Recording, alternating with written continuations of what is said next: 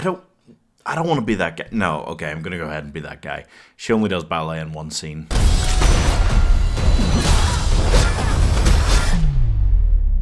Looks like you already have.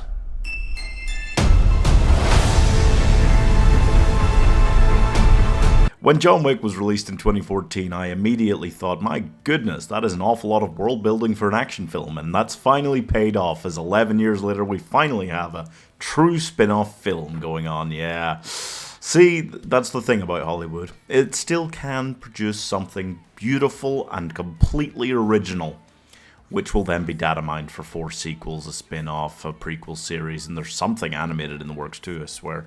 Probably an anime, that's just the vibe. Ballerina stars Ana de Armas as Eve, a young woman whose father was killed by a strange cult when she was young. She gets taken in by the same Ruska Roma crime family that John Wick worked for, and she runs into him during her very basic training montage, which then leads to her doing some missions for them, which was also quite a basic scene, and then she decides to go rogue and go after the people who killed her father, even though it violates a treaty based on a whole... There's... Yeah, these... The criminal underworld in these films is just everything. They own everything, they do everything, they have all of their own insane laws, and there's also these cult people that aren't related to this whole crime underworld, but are. Now, when I say that this is a worthy spin-off, I'm not saying in any way that this is better than John Wick. I'm saying that it's trying very hard at times to be the angry little sister of those films. Yeah, it's got a slow first act, definitely. It is...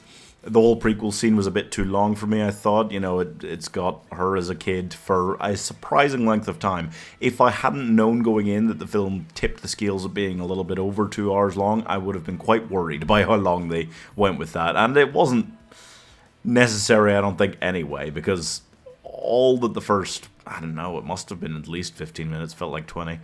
All that tells us is that her dad was killed when she was a child, and then she was taken in by the crime family. Like, I feel like you could have explained that, you know, without... It doesn't matter. And then the whole training bit, once she's an adult, that it goes through as well.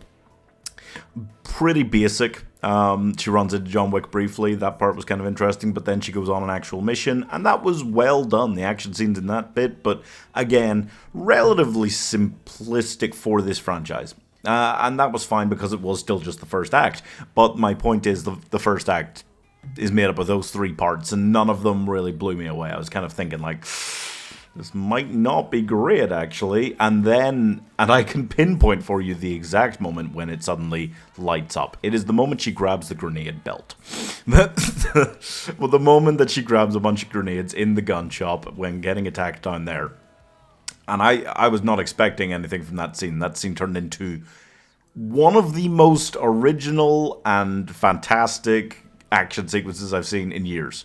It literally had me, and not just me in cinema, going, whoa. Once she enters the town. I mean, this town it's mainland Europe's answer to the village from Hot Fuzz. It's Austrian Midsommar. It's an insane place. And the fact that she does just kind of start fighting this entire town is insane, but also...